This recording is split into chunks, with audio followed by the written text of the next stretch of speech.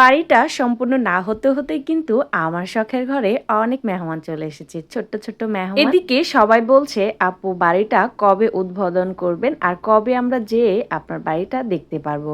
আসলে আমার বাড়িটা দেখতে কিন্তু খুবই সিম্পল, বাট এই বাড়িতে যে এত কাজ আর এত কাজ সেটা আর বলে বোঝানো যাবে না। বাড়ির কাজটা যেন শেষই হচ্ছে না। এই বাড়িটা এখনো চলছে আলপনা দেওয়ার কাজ, আর এরপরে হবে আরো সুন্দর সুন্দর সাজানোর কাজ। শখের বাড়ি বলে কথা, একটু স্পেশাল তো হতেই হবে। স্পেশাল করে যদি না তৈরি করি তাহলে তো শখের বাড়িটা আরো বেশি সুন্দর হলো না। তো এই যে ছোট ছোট মেহমান যে চলে এসেছে আমার বাড়িতে, এখানে এসেই কিন্তু তারা দোলনায় অনেক বেশি মজা করছে। ছোট্ট তাজরিয়ানের ওর এই বাড়িটা খুবই পছন্দ হয়েছে, ও আবারও আসতে চেয়েছে। আর এই যে এখানে দেখছো আমার নাতি নাতিরা কত সুন্দর করে এখানে মজা করছে। আমার শখের বাড়িতে আর কিছু না পেলেও এক কাপ চা আর হচ্ছে কিছু পিকচার তোলার জায়গা পাবেন অবশ্যই। তো মেহমান এসে কিন্তু একটুও মজা করতে পারিনি, কারণ হচ্ছে এক পাশে চলছে ঘরের এই যে আলপনার কাজ আর অন্য সাইডে চলছে মেহমান আপ্যায়ন। এখন বলতে পারেন যে মেহমানকে কি দিয়ে আপ্যায়ন করলেন আপু? আমি কিন্তু মেহমানদের হুক্কা দিয়ে আপ্যায়ন করেছি।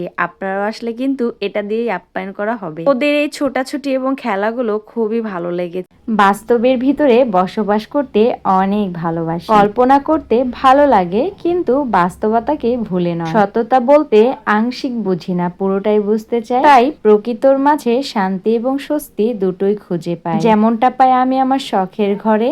আজকে আমি আমার শখের ঘরের জন্য দারুণ কিছু টব এনেছি। আমার শখের ঘরের কাজ ম্যাক্সিমামই শেষ, বাট আরো কিছু বাকি আছে। ঘরের সবকিছুই কমপ্লিট করেছি, বাট একটা গেট দেয়া হয়নি, যার কারণে আজকে আমার বাবা আমার ঘরের একটা গেটের ব্যবস্থা করে দিল। বাবাকে বলেছিলাম গেটটা কিনে আনতে, বাট বাজারে খুঁজেই পাওয়া যায়নি এই গেটগুলো, যার কারণে বাসায় নিজের হাতে তৈরি করে নিতে হলো। গেটটা দেওয়ার পরে গেট যখন কালার করব তখন কিন্তু আরো বেশি সুন্দর দেখাবে। এখানে কিন্তু আমি আমার নতুন ঘরে মাটির থালায় খাবার সার্ভ করছিলাম। আর এই যে মাটির থালায় যে খাবারগুলো রাখছি, এটা কিন্তু দেখেই মনে একটা অন্যরকম শান্তি আসছে। মেয়ে আমাকে মনে করে দিল যে আম্মু আজকে আমি মাটির প্লেটে ভাত খাবো। তাই বাসায় যেটা রান্না হয়েছিল সেটাই মাটির প্লেটে মেয়েকে সাজিয়ে দিয়েছি, আর মেয়েটা খুব মজা করে খেয়েছে। দেখে কিন্তু আমারও অনেক ভালো লাগছে। আর মাটির প্লেটে এই ধরনের খাবার কিন্তু আসলেই চমৎকার দেখায়। অনেকদিন ধরে ওয়েট করছি কবে আমি আমার মাটির ঘরে রান্না করতে পারবো, আর কবেই আমরাও এভাবে আবারও মজা করতে পারবো। যে টবগুলো এনেছিলাম সেই টবের মধ্যে এক্সট্রা টব বসালে কিন্তু অনেক বেশি সুন্দর লাগে। আপনারা চাইলে কিন্তু এই ধরনের টবে ঘরের মধ্যেও গাছগুলো রাখতে পারবেন।